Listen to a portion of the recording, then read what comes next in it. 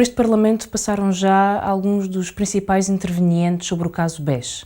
Convido-vos agora a fazer uma visita guiada àquilo que já sabemos sobre o colapso deste grande banco português. O meu objetivo é defender a honra e a dignidade da família. Era aqui a sede do Conselho Superior do Grupo Espírito Santo, onde estavam representados os 5 ramos da família. Aqui se tomavam as grandes decisões sobre o banco e o grupo. É por isso, de forma surpreendente, que vemos todos estes membros da família Espírito Santo a serem atacados por uma súbita perda de memória quando foram à comissão de inquérito. Era impossível eu dar crédito a empresas ligadas a mim. Esta é a sede do BESA, o braço angolano do Banco Espírito Santo. O BESA foi responsável por um buraco de mais ou menos 3 mil milhões de euros no banco em Portugal. Hoje temos fortes indícios que grande parte deste dinheiro tenha ido parar aos bolsos de generais próximos do regime angolano, próximos do presidente angolano e também aos bolsos de Álvaro Sobrinho, que era o presidente do próprio BESA. Em todos os casos de crises bancárias em Portugal, houve sempre auditoras independentes incapazes de identificar o problema. No caso do BES, essa auditora chamava-se KPMG. KPMG era auditora do BES em Portugal, era auditora do BES em Angola, era auditora da maior parte das empresas financeiras do Grupo Espírito Santo. Ainda assim, não foi capaz de identificar o problema. Porquê? Porque a KPMG, supostamente auditora independente, era paga pelo próprio cliente, o BES.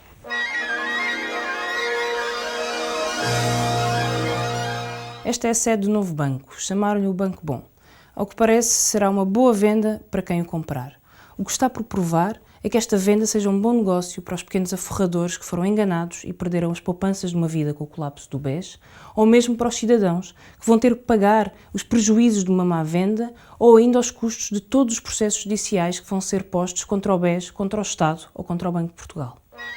E isto aqui é muito importante, os erros são sobretudo resultantes do facto da realidade andar mais depressa do que o supervisor. Esta é a sede do Banco de Portugal, a entidade que tinha a responsabilidade de evitar o colapso do BES. Mas não o fez. Não o fez porque agiu tarde e não o fez porque deixou que Ricardo Salgado conduzisse os destinos do banco até ao fim. Como se isso não bastasse, o Banco de Portugal veio ainda dar garantias públicas da solidez do banco quando os seus problemas financeiros eram mais do que evidentes. Os portugueses podem confiar no Banco Espírito Santo.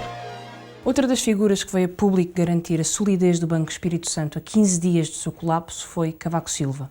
Mesmo tendo sido informado sobre a situação financeira do banco, inclusive pelo próprio Ricardo Salgado, Cavaco Silva preferiu usar a sua influência como Presidente da República para proteger o BES.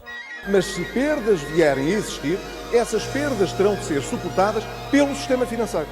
Esta é a sede do Conselho de Ministros que reuniu à pressa no verão passado para aprovar as leis que permitiram a resolução do Banco Espírito Santo.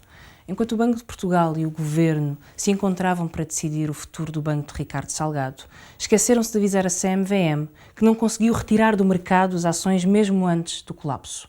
O Governo dizia ainda na altura que a intervenção no BES não teria qualquer custo para os contribuintes. Entretanto, o Ministro das Finanças veio a público dizer que era impossível que, através da Caixa Geral de Depósitos, através de processos judiciais contra o banco, ou mesmo através da venda de novo banco, era impossível que esta intervenção não venha a ter custos nas contas públicas. Acabamos de revisitar alguns dos principais elementos que passaram pela Comissão de Inquérito do BES. A pergunta que ainda falta responder é: porquê é que o BES foi à falência? Não há uma única explicação para isto. São vários casos, vários episódios. O que sabemos até agora é que houve um grande problema de dívida que foi passando de lado para lado, acabando por explodir nas mãos de muitos clientes do Banco Espírito Santo que perderam as suas poupanças. Insistimos, no entanto, em dizer que o problema do BES não começa nem acaba na família Espírito Santo. Notem, 6 anos, 6 crises bancárias. O problema não está nos banqueiros, o problema está no sistema financeiro descontrolado que temos. É por isso que o Bloco de Esquerda defende. É necessário haver controle público sobre a banca que decide os destinos da economia. É preciso acabar com os offshores, é preciso acabar com as práticas de engenharia financeira e de engenharia fiscal que todos os anos levam milhares de milhões de euros aos contribuintes portugueses.